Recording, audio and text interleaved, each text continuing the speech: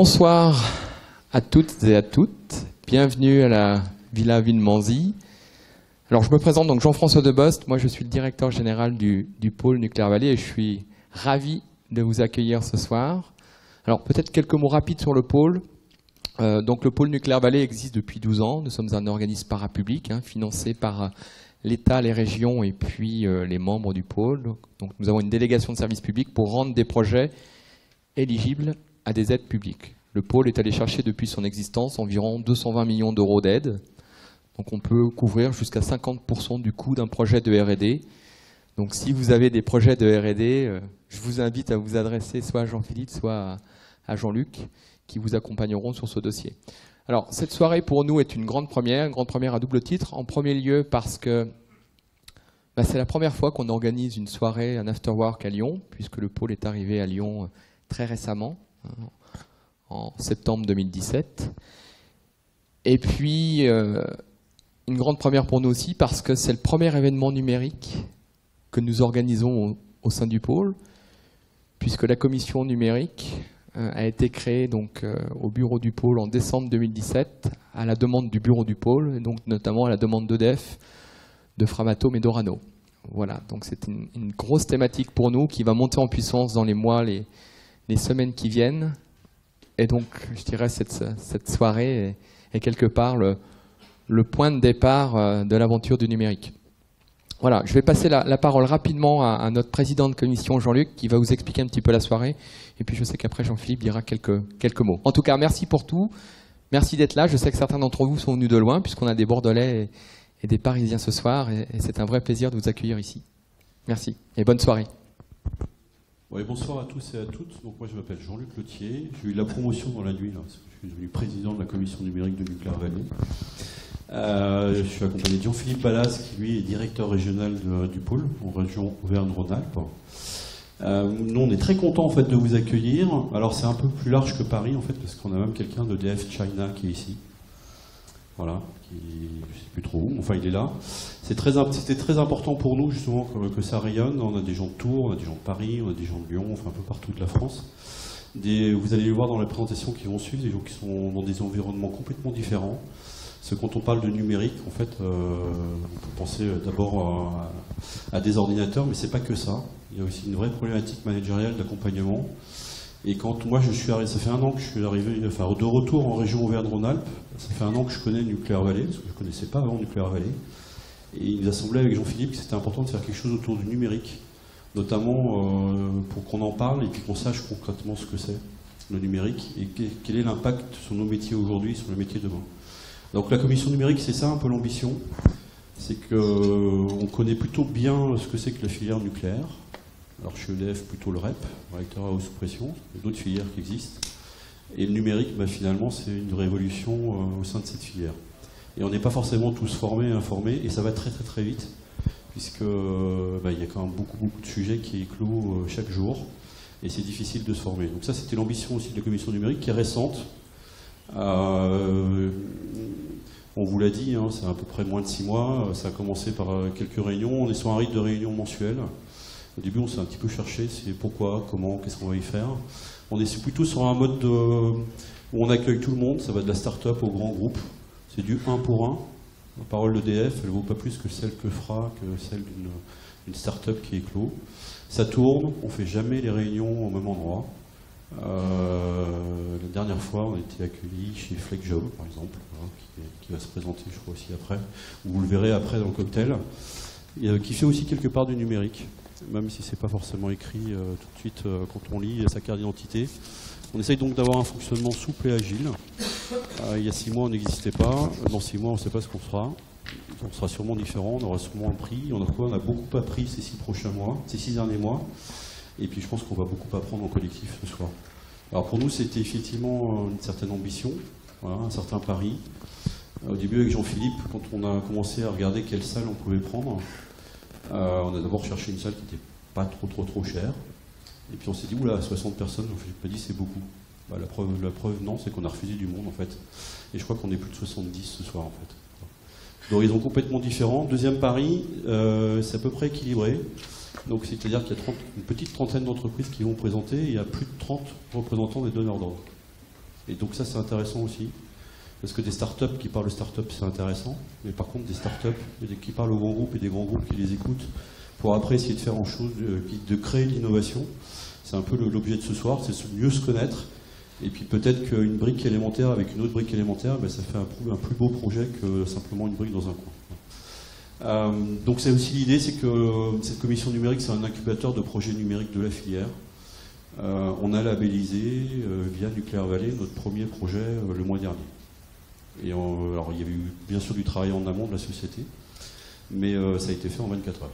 Le dossier a été monté en 24 heures, a été donné à la commission de labellisation, et je crois que même la commission de labellisation était quand même très contente de la qualité du dossier qui a été présenté. Donc ça veut dire que c'est possible. Le prochain comité de labellisation, il a lieu le mois d'octobre, on a un peu plus que 24 heures, mais peut-être que de cette soirée va sortir des projets qui n'auraient pas eu lieu si on ne s'était pas rencontrés. Donc c'est un lieu de formation et d'information, ça je vous l'ai dit, autour du numérique, et puis un esprit de complémentarité et de service. Il y a des questions, pour rien vous cacher, qui ont été posées au début, mais pourquoi une commission de plus, quoi, comment, est-ce que vous n'allez pas faire du travail en doublon? Donc ça, on a essayé de le purger, on n'est pas là pour faire du doublon, on est vraiment là pour s'insérer dans des choses qui existent. Vous avez dû entendre parler, par exemple, du club de la continuité numérique. Le mois dernier, on était avec eux, et on va continuer avec eux. C'est pas un doublon de ce club-là, il y a aussi d'autres clusters qui existent, mais c'est vraiment en complémentarité à notre commission. Et tout ça pour la compétence et la collective de la filière. Voilà. Je ne veux pas être très long, je finis. Merci de m'avoir écouté. Je vais laisser la parole à Jean-Philippe. Merci Jean-Luc. Merci Président, plutôt même. Donc oui, ce soir, on vous a tous réunis pour deux choses. Vous permettre aux donneurs d'ordre d'identifier des entreprises qui ont des compétences digitales à portée de main, et puis aussi pour permettre aux entreprises qui déploient des solutions numériques de se connaître les unes les autres pour un moment de découverte et de convivialité. Donc je vous rappelle le déroulé de la soirée. Ce soir, on procède par une première phase de pitch, 14 pitchs consécutifs. On fera une petite pause d'1 quart d'heure. On reprendra ensuite pour une phase de pitch de 14 timings identiques. Et ensuite, on fera un cocktail dînatoire tous ensemble dans une grande salle un peu plus loin. Et vous aurez le loisir de rencontrer individuellement les entreprises qui ont pitché, puisqu'il y a toute une galerie qui vous est dédiée à tous pour faire des démonstrations, des approfondissements sur les technos spécifiques qui vous intéressent. Si vous n'avez pas de questions... Peut-être juste 2 points qu'on a peut-être... Ouais. Il y aura des photos qui vont être prises. Donc, si jamais ça vous pose problème, vous venez nous voir après, puis on les effacera vous concernant. Le deuxième point, c'est que c'est filmé. Là. Absolument, oui. Donc voilà, d'une façon dont la société vous dira, vous présentera comment c'est filmé, mais vous avez 3 caméras, et donc normalement il y a une vidéo après qui va être faite. Voilà, une innovation numérique. Bonne soirée. Bonne soirée. Donc pour les pitchers, tout le monde a pris son programme, et donc vous avez chacun votre ordre de passage. Eh bien, Alexander, c'est toi qui ouvres les hostilités.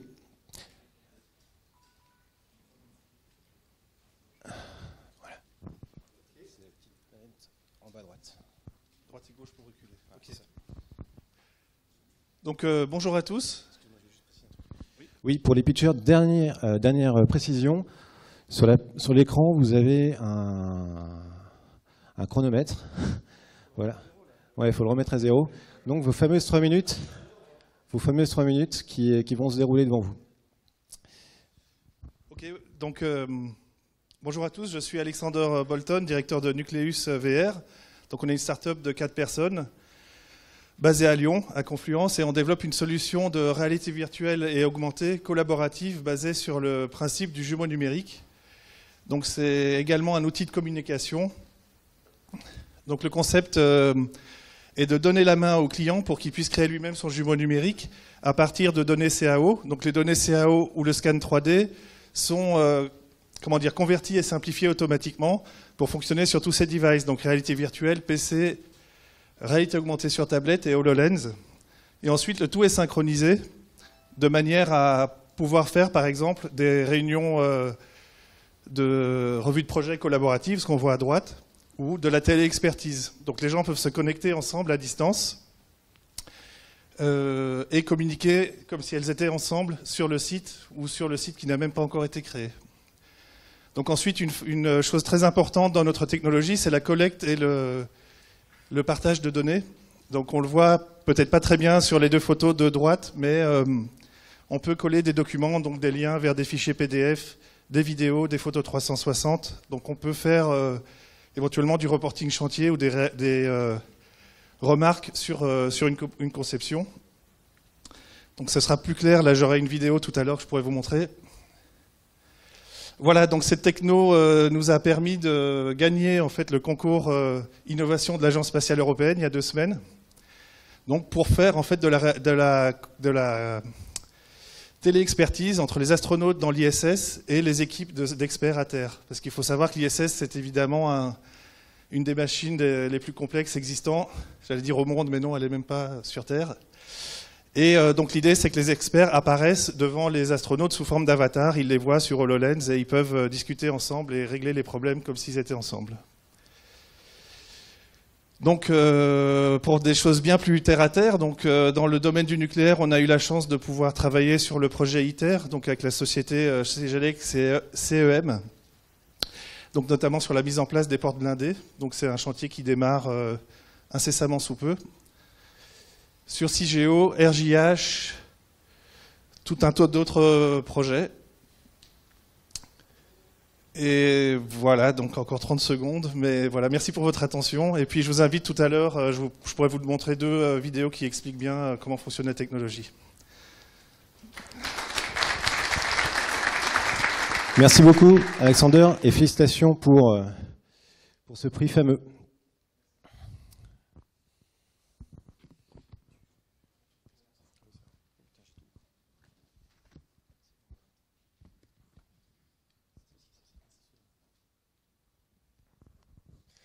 Bonjour, Frédéric Thévenet, Société Boca. Donc, je vais vous présenter le World Class Digital Solution. Donc, ça consiste en quoi? Ça marche pas? Ah si, ça y est. Donc, on a inventé ce qu'on appelle Boc Predict. Alors, chez Boca, c'est beaucoup de box ceci, box là, devant les mots, donc c'est un anagramme. Donc, si vous voyez en haut, ici, donc, je vous présentais juste succinctement donc, les 4 principaux moyens digitaux qu'on a mis en place dans la maintenance. Donc c'est ici, on place des puces RFID et du coup vous avez donc l'utilisation et la maîtrise donc des éléments de manutention. En bas vous avez la partie lubrification, donc c'est le juste à dose et le juste à temps sur les machines. Après vous avez la partie donc ancrage, donc c'est plutôt la partie calorifuge, donc avec la maîtrise des températures et la maîtrise des fluides dans les systèmes complexes. Et puis le dernier, ce sera les convoyeurs à bande, donc sur grande longueur, où vous maîtrisez les tensions, il y a aussi les températures et les pressions. Et là, je vais vous passer un film, normalement qui dure 2 minutes. Donc le film, qu'est-ce que c'est? C'est un film sur l'ingénierie. Et donc c'est sur la conception qu'on va utiliser donc, sur les chantiers. Donc on fait des relevés 3D, on fait des ISO, donc après on fait des simulations au sein de notre agence. Ça ressemble un peu à ce que fait Alexandre. Donc après on va sur les sites, donc là on rencontre effectivement le chantier, on fait les relevés 3D.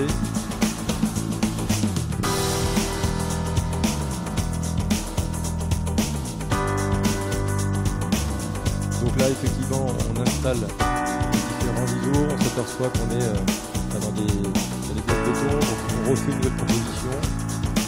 On va s'apercevoir que ici, par exemple, vous voyez, on était contre un mur, donc ça permet effectivement d'évoluer, voilà, et là il n'y a rien pour entrer sur le supportage, donc on refait encore une nouvelle proposition pour pouvoir installer un système. Donc aujourd'hui, on allie les ingénieurs, la conception, avec les gens de chantier, donc les chefs de chantier, pour pouvoir agir très rapidement sur les ISO pour les passer moins de temps, parce que l'humain coûte, aussi bien donc, au niveau de l'étude, au niveau de l'opérationnel, parce que bien souvent ça c'est quand on veut contrôler, donc du coup vous avez la radioactivité, donc qui est important, c'est de produire plus efficace. Sachant que dans le nucléaire, c'est vrai qu'on est assez freiné par la sécurité, sûreté et installation. Et ensuite, donc, on sort une fois que c'est validé sur le terrain, on sort les vidéos et on les voit. Merci.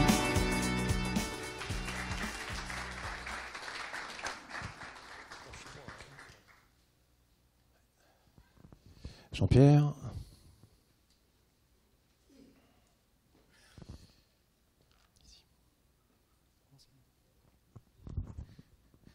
Bonsoir à tous. Donc, je vais vous parler d'un outil que nous avons, deux outils que nous avons mis en place pour Bureau Veritas. Bureau Veritas est un des leaders mondiaux du contrôle et de l'inspection. Le premier outil s'appelle NC Digital. Le deuxième, c'est des Smart Glass. C'est surtout de Remote Inspection. Donc, le premier outil a une vocation d'être une plateforme d'interface entre un fabricant qui est soumis à des contrôles tierce partie, type Bureau Veritas, et Bureau Veritas, la tierce partie, qui doit faire une évaluation. Cette évaluation, c'est de la revue documentaire, mais aussi des inspections sur le terrain. Et jusqu'à présent, ces échanges étaient faits par des emails. Donc on s'envoyait des documents pour faire des revues documentaires. On les réceptionnait, on donnait un avis, on se les renvoyait par mail. Chacun stockait ça de son côté sur un serveur. Pour suivre tout ce trafic, chacun bâtissait son petit fichier Excel. Est-ce que l'inspection a été faite? Est-ce que la revue documentaire a été faite? Où est-ce qu'on en est? Et évidemment, devinez quoi, quand on se retrouvait dans les réunions de projet, chacun venait avec un statut qui était complètement différent, enfin pas complètement, différent, et on passait la moitié des réunions à se mettre d'accord sur le statut. Donc on a développé la plateforme NC Digital. On a toujours le fabricant qui a ses documents et qui produit ses documents ou qui fait sa fabrication. On a toujours Bureau Veritas qui vient faire des revues documentaires ou des inspections sur le terrain. Et entre les deux, il y a une plateforme NC Digital, Nuclear Conformity Digital, qui traite toutes ces documentations. En retour, Bureau Veritas poste ses écarts ou ses constats sur cette plateforme qui viennent soit d'audit, soit de revues documentaires, soit d'inspection. Et le fabricant donne son avis et donne des éléments complémentaires jusqu'à ce qu'on arrive à terminer et fermer ces écarts. On peut évidemment en tirer des indicateurs. Les écarts, par exemple, qui n'ont pas bougé depuis un certain temps, les écarts qui ont fait des itérations et qui n'arrivent pas à converger. Il faut savoir, par exemple, sur des projets comme Flamanville, on se retrouvait avec des milliers d'écarts, dont certains qui étaient ouverts depuis plusieurs années. Donc vous imaginez, avec des outils type email et puis suivi, on ne s'en sortait pas, On peut donner l'accès à l'exploitant, qui a un rôle évidemment important, et on peut donner l'accès aux autorités. Donc c'est le premier outil, je vous ferai une démonstration tout à l'heure. Et on a un bénéfice en termes de productivité, en termes d'alignement des différentes parties prenantes. Et surtout, on peut suivre sur des périodes très longues le développement des projets, puisqu'il y a de la rotation sur 5 ans à 10 ans, tant du côté du fabricant que de notre côté. Deuxième outil, c'est un outil dans l'inspection où on fait des lunettes, ce qu'on appelle Remote Expert Solutions. Donc c'est des lunettes qui nous permettent de faire des inspections à l'autre bout du monde en ayant nos experts qui sont parfois en France ou ailleurs. Et notamment, on vous montrerait tout à l'heure, on arrive à faire des reçuages en Chine avec des experts qui sont en France et qui peuvent regarder ce qui a été fait. Ça nous permet de faire de la formation de nos inspecteurs. Ça permet aussi de superviser leur qualification et aussi de faire des prestations à l'autre bout du monde. 0-0. Merci beaucoup Jean-Pierre. Maxime.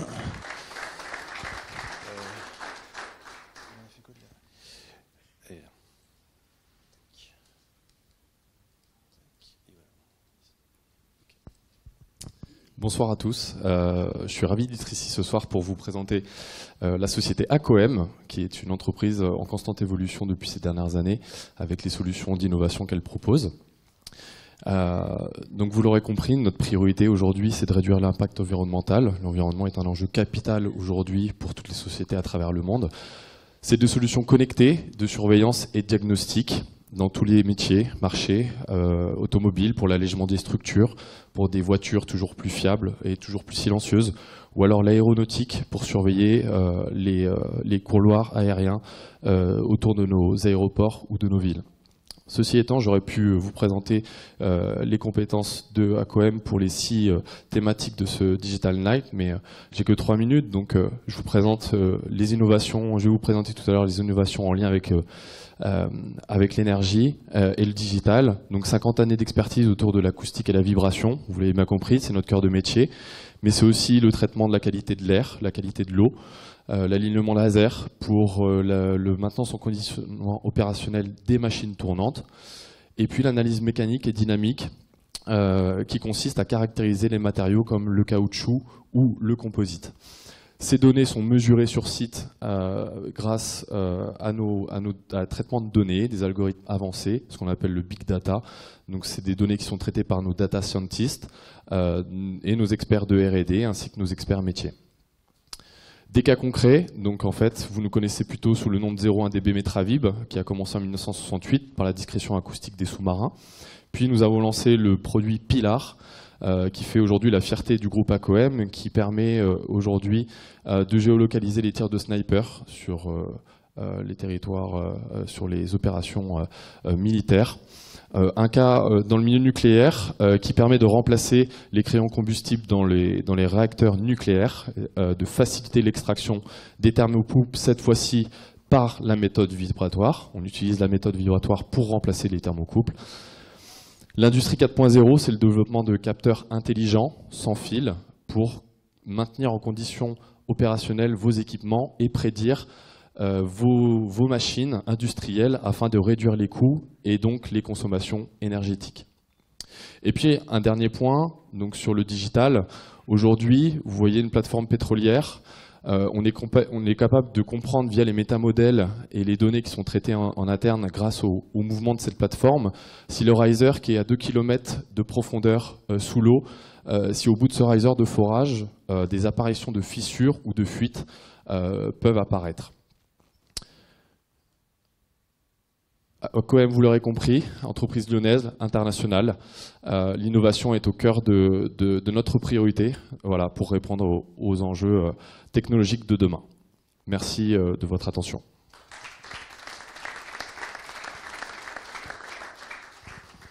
Merci Maxime. Donc l'entreprise Sanson, s'il vous plaît, Monsieur Martineau.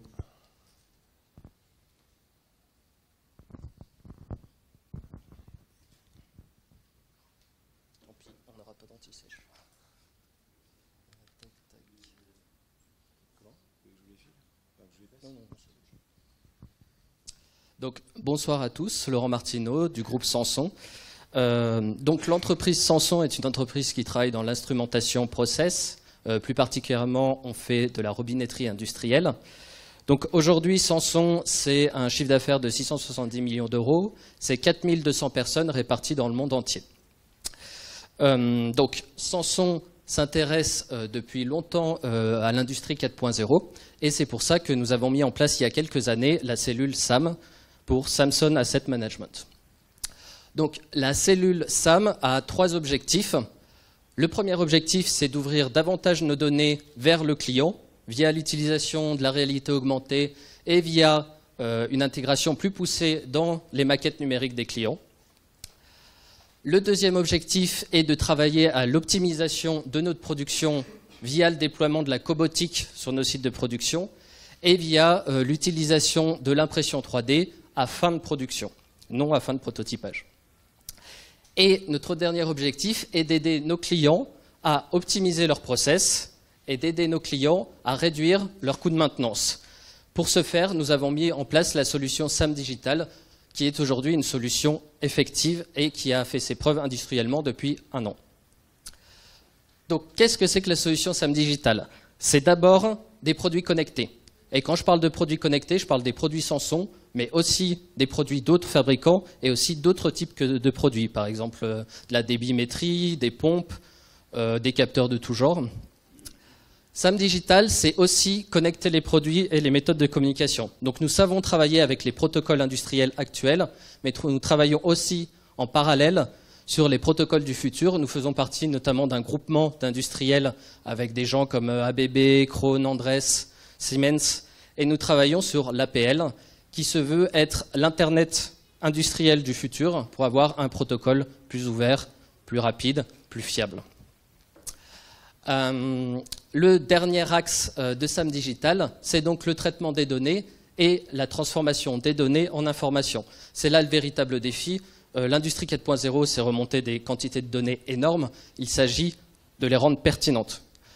Donc pour cela, on travaille sur le cloud computing et on offre comme service aux clients la connexion à leurs ERP pour injecter directement l'info dans leurs ERP.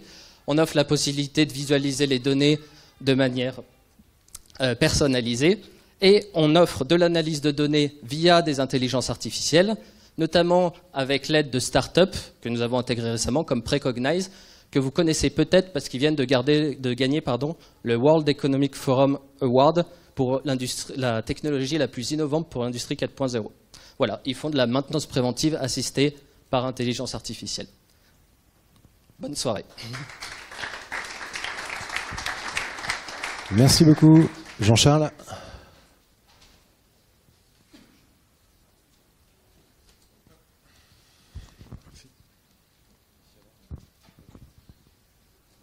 Bonsoir, Jean-Charles Guillem. Voilà, je suis le président de la société To Be First Consulting qui développe des solutions digitales pour l'industrie depuis maintenant 6 ans.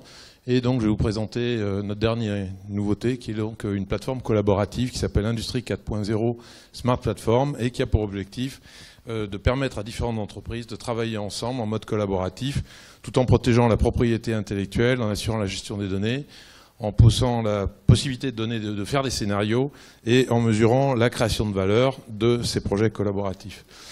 Alors l'idée de départ, en fait, elle repose sur la technologie Industrie 4.0. En fait, cette technologie inventée par nos amis allemands a la particularité de définir comment 2 objets peuvent communiquer ensemble ou non, et quel type d'informations ils vont devoir échanger à travers cette architecture qui est ici, qui s'appelle référence architecture modèle Industrie 4.0. Et de ce constat, en fait, on a tiré 2 conclusions. La première, c'est que si on sait faire des protocoles pour définir dans quelles conditions 2 objets peuvent communiquer ensemble, on peut donc utiliser ce protocole pour définir dans quelles conditions 2 personnes d'entreprises différentes peuvent communiquer ensemble et échanger de l'information ensemble, et quel type d'information et dans quelles conditions. Et donc c'est à partir de ce... Pardon, hop là, ça va trop vite, je vais revenir. Oui, voilà. Donc, à partir de ce constat, en fait, on a défini notre application ici, donc qui a pour objectif de mettre ensemble des personnes d'entreprises différentes pour travailler. Alors, comment le process se passe ? Il se passe en 3 étapes. Dans cette première étape, ici, les entreprises ou les partenaires vont définir le projet sur lequel ils veulent travailler ensemble. Ça peut être du business développement, ça peut être de l'innovation collaborative. Une fois qu'ils sont à peu près d'accord sur ce qu'ils veulent faire, ils vont pouvoir définir des scénarios pour optimiser la création de valeur autour de leur projet. Certains scénarios vont être intéressants, d'autres vont s'arrêter rapidement. Pour ceux qui sont intéressants, ils vont pouvoir modéliser le plan d'action de réalisation de ce projet, si bien que pour les plans d'action qui semblent réalisables, ils vont avoir ici, quand ils vont arriver ici, ils vont en fait avoir créé le jumeau numérique de leur projet. Et à partir de là, ils vont passer à la phase d'exécution en comparant le plan d'action réalisé par rapport au modèle et en mesurant la création de valeur par rapport également à l'objectif de création de valeur qu'ils avaient initié au départ. Alors, les applications, c'est, je l'ai dit, tout ce qui est business développement collaboratif, ou la chasse en meute, on va dire, en France. C'est tout ce qui est innovation collaborative, R&D collaborative. C'est aussi la gestion de clusters ou d'associations professionnelles, donc qui représentent une chaîne de valeur dans son ensemble, et avec les avantages, donc qui sont la protection de la propriété intellectuelle, la gestion des données, l'agilité dans le développement de ces projets-là, monitorer l'exécution, mesurer la création de valeur, évaluer et réduire les risques, et cerise sur le gâteau, la conformité avec cette nouvelle norme dont vous avez peut-être entendu parler, qui s'appelle l'ISO 50501, qui définit les exigences essentielles en termes de management de l'innovation et qui va être nécessaire pour l'obtention de fonds européens. Hop. Alors, Dans cette plateforme, vous avez également donc un tableau de bord qui va permettre en fait de gérer les projets, les utilisateurs, le business du cluster en général, et de mesurer la création de valeur au niveau des entreprises qui participent à ces projets, au niveau du cluster lui-même, mais également au niveau des communautés qui entourent ce cluster et qui vont apporter leur financement pour s'assurer qu'effectivement la création de valeur est fondée. Merci. Merci Jean-Charles. Serge.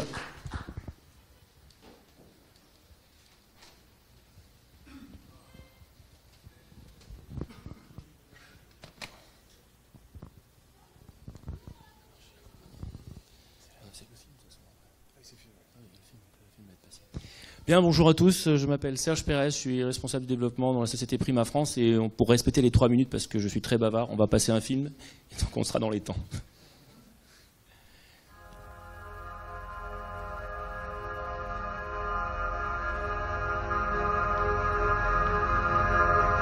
Un petit commentaire.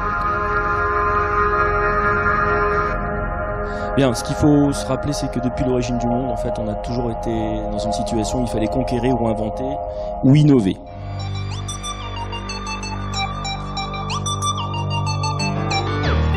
Qu'est-ce qu'on dirait si on devait la définir? Innover, c'est imaginer, concevoir, utiliser des connaissances, utiliser ses réseaux, se tromper, recommencer, et puis finalement toucher au but. Alors innover, c'est trouver une solution à un problème par de nouveaux moyens. C'est votre métier.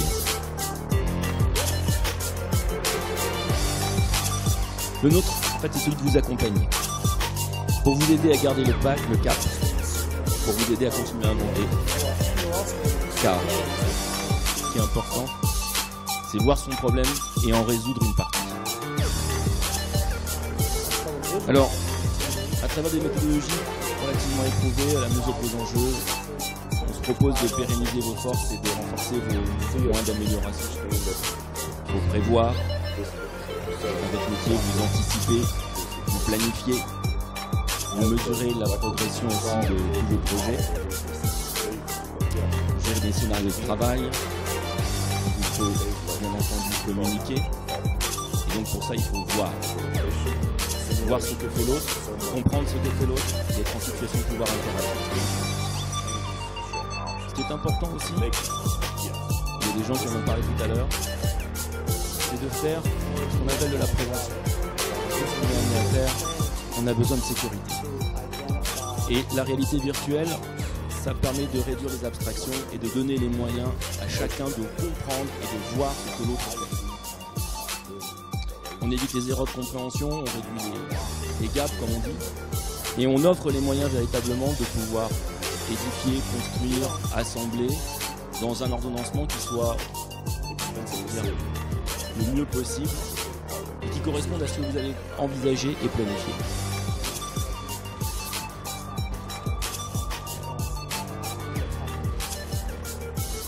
L'idée, c'est que chacun puisse voir les choses de la même manière et au même moment. Et que tout se déroule sous vos yeux.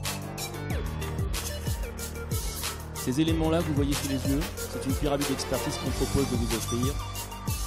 C'est-à-dire être en situation de pouvoir présenter ou décliner un portfolio, organiser une structure par projet, un process et des outils, et finalement être en situation de pouvoir amener de la montée en compétences. Merci à tous. Merci beaucoup Serge.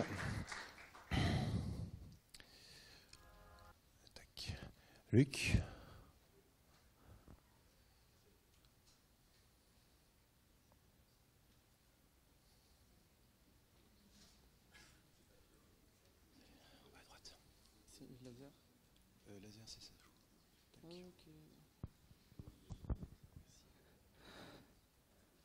Eh bien, bonsoir à tous. Mathieu Noé de la société Oreca Solutions. Je vais vous présenter ce soir le logiciel DIMPLUS, qui est un outil d'aide à la décision et de simulation d'intervention au milieu nucléaire, qui est basé sur la technologie de la 3D temps réel et qui vous permet d'avoir en résultat des différentes opérations et de votre projet d'intervention les coûts, les délais, les déchets et la dose.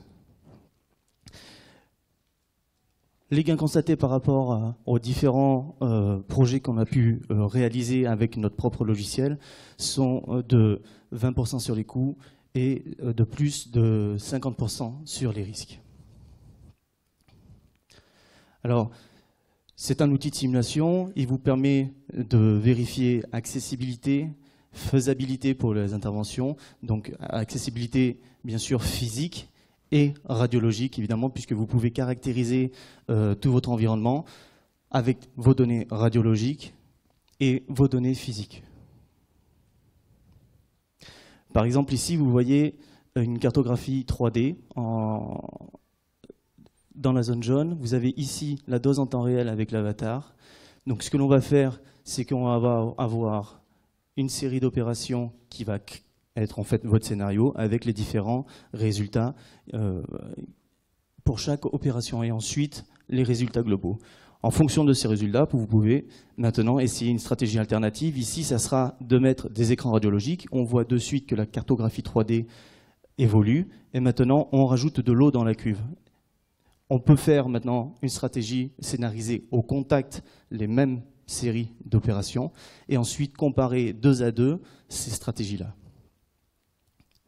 On voit en bleu la première stratégie, en orange la seconde.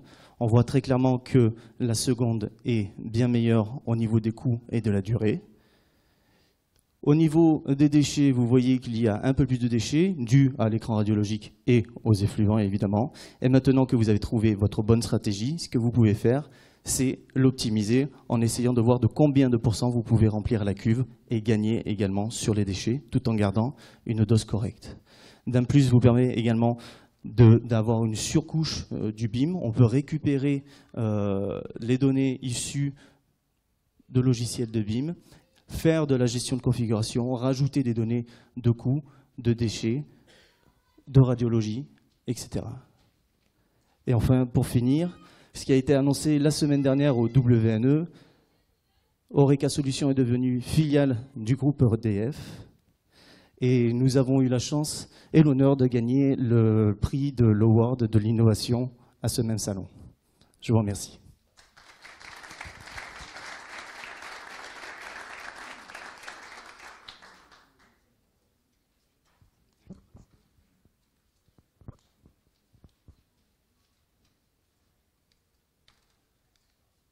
Bonjour, je suis Pierre Mounier, responsable commercial chez Atos, sur un compte important de l'énergie en France. Atos, c'est un grand groupe que certains d'entre vous connaissent sûrement, 100 000 salariés aujourd'hui, on est 5e dans le monde en infogérance, on est 1er en Europe, on est 2e en France, mais là où je veux insister aujourd'hui, c'est sur une filiale du groupe Atos qui s'appelle Atos World Grid, qui est présente à Grenoble, avec à peu près 500 personnes, qui pour les anciens s'est appelé SEMA Group à une époque, et puis après Schlumberger SEMA, ça c'était autour des années 2000. Et cette société, elle a travaillé dans la production, le transport, la distribution et le négoce de l'énergie, du gaz, du pétrole et de l'eau depuis 35-40 ans, et elle est aujourd'hui leader dans le contrôle-commande, dans la surveillance vibratoire et dans la simulation de procédés. Alors cette société, elle a bien sûr tout un tas de références en France et puis à l'export, notamment en Chine et en Angleterre. Et donc, elle s'est spécialisée dans l'intégration de systèmes, c'est-à-dire être capable, pour un prix donné, de répondre à un besoin sur une installation, en faisant les spécifications, la conception, le développement, la mise au point, la garantie et la maintenance sur le très long terme. C'est aujourd'hui vrai pour des contrats de maintenance qui peuvent faire 10, 20, 30 ans. Alors là où je veux arriver, c'est qu'une société comme celle-là, pour se développer, elle a besoin des compétences de ses ingénieurs en interne, bien sûr, de ses ingénieurs informaticiens, informatique industrielle, informatique de gestion du métier, informatique de gestion financière. Comme vous le savez, tous ces éléments-là sont liés. Et aujourd'hui, pour réussir un projet, eh bien, il faut un grand projet industriel, il faut avoir les épaules solides d'un grand groupe, mais il faut aussi pouvoir compter sur les technologies qu'on va retrouver sur le marché Et aujourd'hui, l'innovation, elle est très souvent dans les PME, dans les startups. Et pour réussir nos projets, on a besoin d'aller chercher des capteurs intelligents, on a besoin d'aller chercher des éléments pour faire de la téléphonie mobile avec des fréquences très particulières, par exemple. On peut aller chercher des éléments d'IoT avec, par exemple, des véhicules qui vont être téléguidés dans des zones qui sont difficiles d'accès, où il y a de la radiologie, ou des choses comme ça. Donc, ce que je veux dire par là, c'est que pour réussir ces projets, pour gagner des marchés, eh bien, Atos a besoin de coopérer avec des startups et des PME, de pouvoir les porter. Souvent, ces startups, ces PME, elles ne sont pas éligibles toutes seules pour répondre à des grands appels d'offres, mais c'est typiquement le rôle d'un groupe comme Atos que de venir intégrer ces technologies-là, hein, de pouvoir porter les sociétés, de pouvoir leur permettre de vivre par elles-mêmes. Hein, ce n'est pas toujours uniquement des opérations de rachat et d'acquisition. Ça peut être le cas parfois, hein, mais pas tout le temps, parce que ces sociétés-là ont besoin d'avoir accès à d'autres marchés, à d'autres clients. Et donc, voilà l'industrie sur laquelle travaille Atos aujourd'hui. Ce qui n'empêche pas Atos d'avoir ses propres technologies. Et donc, je vous donne rendez-vous sur le web pour voir l'accord que Atos a signé avec Google pour utiliser le cloud dans les projets industriels d'aujourd'hui. Merci. Merci beaucoup, Pierre. Merci.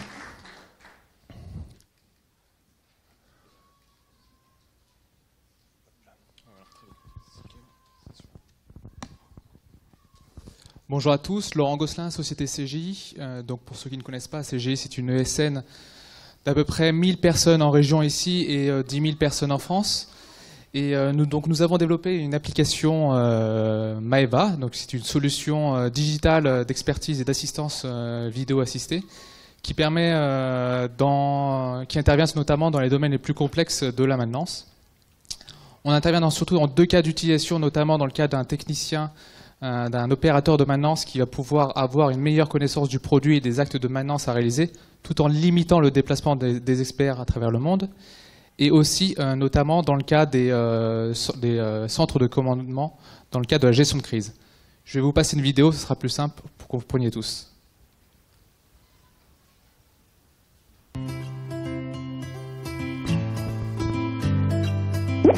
Vous souhaitez inspecter vos équipements où que vous soyez?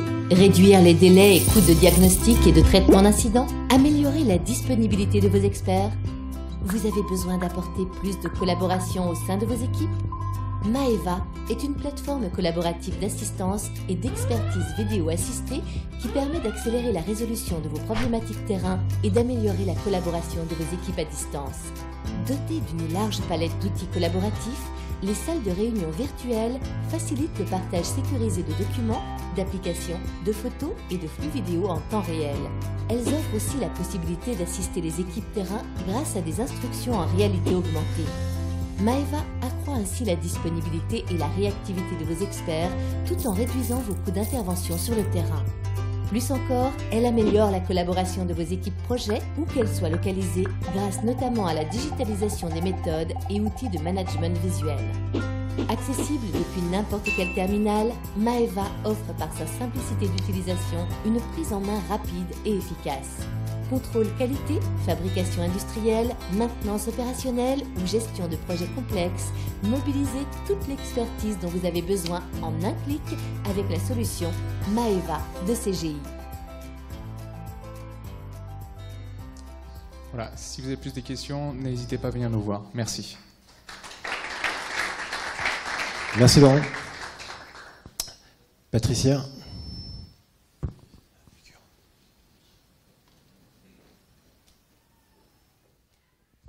Merci.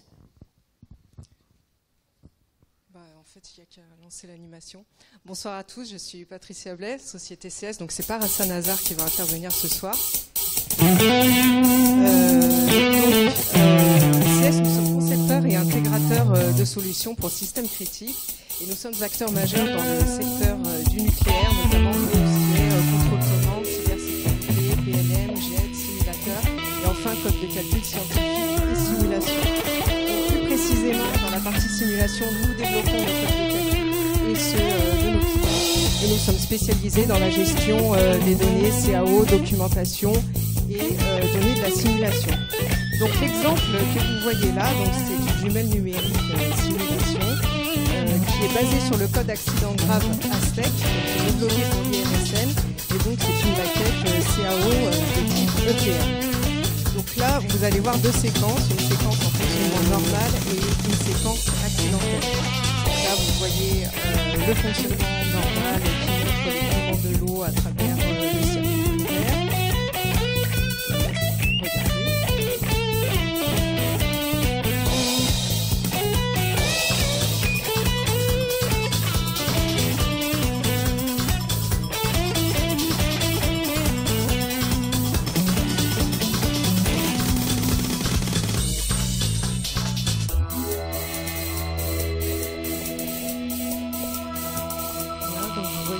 Entre le cœur et le générateur de moteur. On coupe de la cuve sur le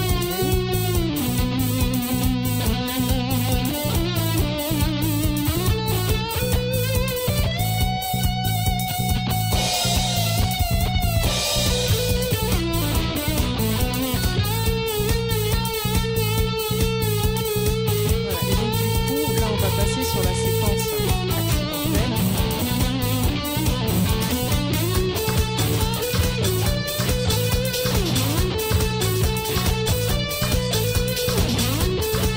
Vous voyez la pompe du combustible, le thorium qui se dépose, il va y avoir la traversée de la cuve et ensuite le thorium qui va s'écouler. Vous allez voir la simulation de l'étalement du thorium et la récupération. Donc tout ça a été fait avec les codes de calcul, l'ensemble des codes de calcul qui constituent le code ASTEC. Et toutes ces données viennent de différents formats. Donc l'ambition de CS à terme, c'est de pouvoir utiliser une plateforme SPDM pour gérer la configuration des scénarios et puis étendre la jumelle en incorporant toute la partie agronomie pour pouvoir faire un modèle de maintenance prédictive efficient.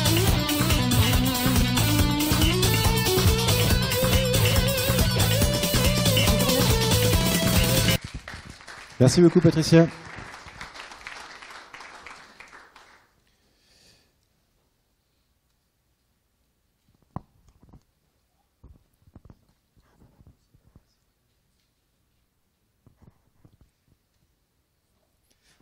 Bonjour, je me présente, Philippe Conraud de SI Group, et donc en 3 minutes, j'ai pris comme challenge essayer de vous expliquer ce que nous avons souvent du mal à expliquer en plusieurs heures à nos clients. Donc en gros, ce concept que je voudrais vous expliquer, que j'ai choisi parmi l'ensemble des choses qui sont chez ESI, c'est le concept d'hybrid twin, qui est un concept novateur qui est développé par ESI. Donc en gros, ESI est une société qui est leader de la simulation, qui se veut leader de la simulation numérique, on va dire, dans l'ensemble des 3 piliers que constituent la conception, la fabrication et l'usage allant jusqu'au démantèlement.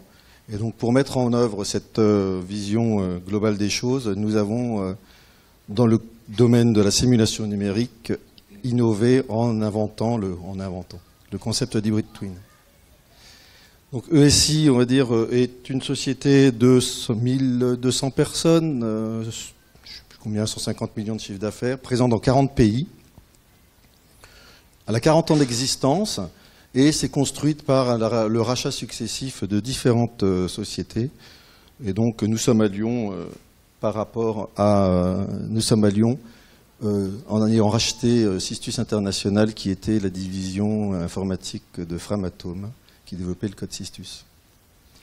Alors, c'est quoi l'hybrid twin? Alors, je vais y aller, ça, on est entre nous, hein. C'est du numérique, c'est de la simulation numérique pour nous. C'est pas compliqué, ça tient d'une seule équation. C'est nous avons notre modèle qui est constitué d'une part d'un modèle basé sur la physique, particulièrement réaliste, sur lequel nous adaptons aussi une correction basée sur les mesures, c'est pour ça que c'est hybride, avec des interactions avec le contrôle, c'est-à-dire que cet hybride est inclus dans son système. Et puis, comme nous avons un hybride, nous avons plusieurs possibilités d'avoir des séries de mesures. Donc nous avons une première série de mesures qui va nous servir à, on va dire, travailler sur notre modèle physique, et une deuxième série de simulations de mesures qui va nous permettre de directement, on va dire, adapter notre modèle. Alors là, une fois que vous avez compris ça, vous avez tout compris, donc en gros, personne n'a rien compris. Donc en gros, si, c'est juste pour vous expliquer, qu'est-ce que le Virtual Twin? Le Virtual Twin, c'est pour nous un modèle physique représentatif qui fournit une prédiction, et malheureusement, ça ne correspond pas à la réalité. Donc après, nous avons le Digital Twin. Le Digital Twin, c'est quoi? C'est notre beau modèle physique, mais sur lequel l'objet existant, nous avons des mesures, nous faisons des recalages, nous adaptons notre modèle pour qu'il tienne compte des mesures, et qu'est-ce qui se passe-t-il? Il est prédictif et il ne correspond toujours pas à la réalité. Donc notre idée, c'est d'inventer le concept d'hybrid twin, où nous avons notre modèle physique qui est amélioré, et par, on va dire, des techniques de big data et d'intelligence artificielle, nous rajoutons à ce modèle physique un modèle numérique basé sur l'analyse de données, qui permet de compenser les ignorances liées à notre modèle. Ces ignorances peuvent être des imprécisions du modèle, des choses non prises en compte par le modèle lui-même, et avec ça, nous obtenons, je dirais, un modèle prédictif qui correspond à la réalité, et c'est notre hybrid twin. Merci. Merci beaucoup Philippe. Pierre-Xavier.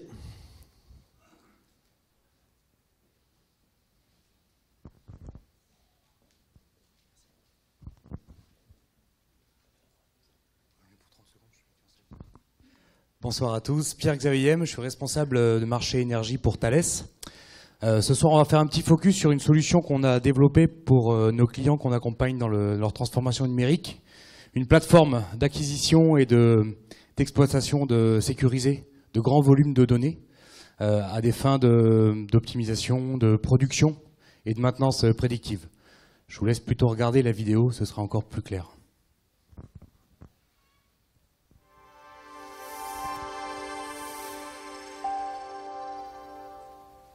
Les équipements en activité produisent des informations temps réel relatives à leur utilisation. Le rôle de ces informations, de ces données, a aujourd'hui une importance stratégique. Elles vous permettent de connaître l'état et les performances de votre parc de production et de vos installations. Mieux vous maîtrisez ces flux d'informations, mieux vous connaissez vos équipements et plus vous avez les moyens d'améliorer vos processus et d'agir sur vos dépenses d'exploitation. Mais comment recueillir ces millions de données sans perdre la maîtrise des coûts ? Comment les transmettre et les restituer sans négliger leur sécurité? Comment les traiter pour en faire un outil stratégique, fiable et efficace? l'IoTalk de Thales propose un ensemble de solutions conçues pour faciliter l'acquisition des données de terrain, sécuriser leur transport et leur stockage et exploiter leur valeur par des traitements big data. L'acquisition des données par IoTalk repose sur l'utilisation d'un boîtier intelligent. Ce boîtier peut être connecté de façon non intrusive à tout type de système industriel et au plus près des équipements. Il est compatible avec des équipements récents ou plus anciens et des flux de transfert de données hétérogènes, et il garantit l'intégrité des données acquises. Compatible avec toutes les architectures télécom existantes, il assure leur transport de façon sécurisée. Toutes les données demeurent votre propriété. Elles sont stockées dans un historian qui peut être hébergé dans le cloud Thales. La sécurité des données est garantie par une solution Secure by Design. La plateforme IoTalk vous permet d'effectuer des analyses approfondies sur tous vos équipements grâce à une meilleure connaissance de votre parc et de son utilisation. Suivi de la productivité, maintenance corrective et prédictive, remontée et standardisation des bonnes pratiques grâce à la comparaison des performances et bien d'autres encore. Le coût du service n'est pas lié au volume des données acquises, ce qui vous permet de maîtriser vos dépenses d'exploitation.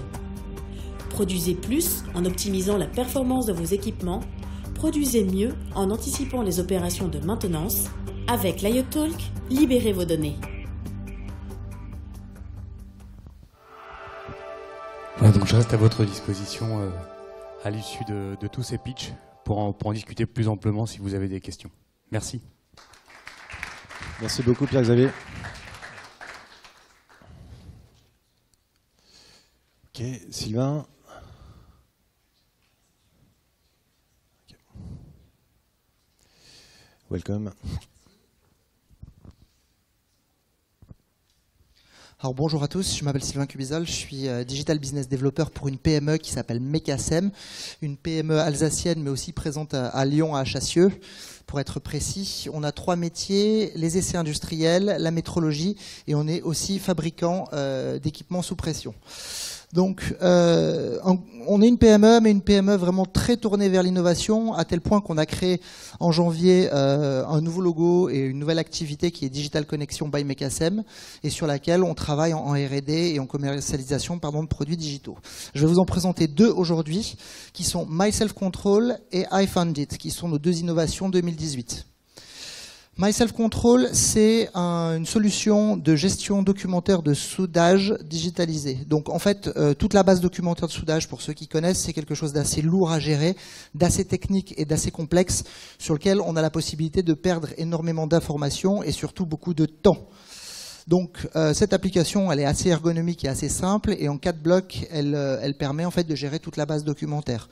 Donc de faire tout le suivi qualité derrière, et aussi de gérer les équipes et les qualifications des équipes. Donc elle permet à terme d'optimiser en fait sa gestion documentaire de soudage. Et j'ai fait une bêtise. Hop. Voilà, donc digitalisation des documents, centralisation des bases de données, bibliothèque complète de normes de matériaux, création de documents rapides et ergonomiques, et aussi d'avoir des alertes en temps réel. Deuxième innovation, elle va être active fin d'année, je pense, c'est de la métrologie connectée, donc toujours en rapport avec nos métiers historiques et de base. Et là, on a tout simplement développer une solution sur mobile, digitale, qui permet sur les instruments de mesure, sur tous les instruments de mesure, de pouvoir les géolocaliser et d'avoir les données de stockage en temps réel. Donc on va pouvoir, grâce à des puces RFID, géolocaliser les instruments de mesure dans un atelier ou à l'extérieur. Si on a des instruments qui se baladent sur différents sites en France, on va pouvoir savoir où ils sont en temps réel et qui les utilise. Et si c'est à l'intérieur d'une unité de production, savoir où ils se trouvent.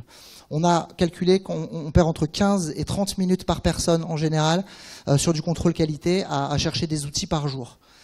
Gestion des données utilisateurs, qui est le dernier utilisateur, pourquoi il a utilisé cet instrument et comment. Conditions de stockage et d'entretien. Est-ce que l'instrument de mesure il a subi un choc? Dans ce cas, il est réétalonnable et il nécessite justement une intervention. Dans quelle situation d'hydrométrie il est stocké? Est-ce que ça peut remettre en cause cet étalonnage? Suivi des étalonnages, donc la fiche de vie, et aussi alerte en temps réel. J'ai un utilisateur qui ne s'est pas enregistré pour saisir mon instrument de mesure ou pour l'utiliser. Le responsable du parc, il a une alerte en temps réel. Attention, cet objet, voilà. Donc on optimise la gestion du parc, on optimise la gestion des étalonnages et on gagne du temps et de l'énergie. Voilà. Merci beaucoup. Merci. On arrive à la moitié de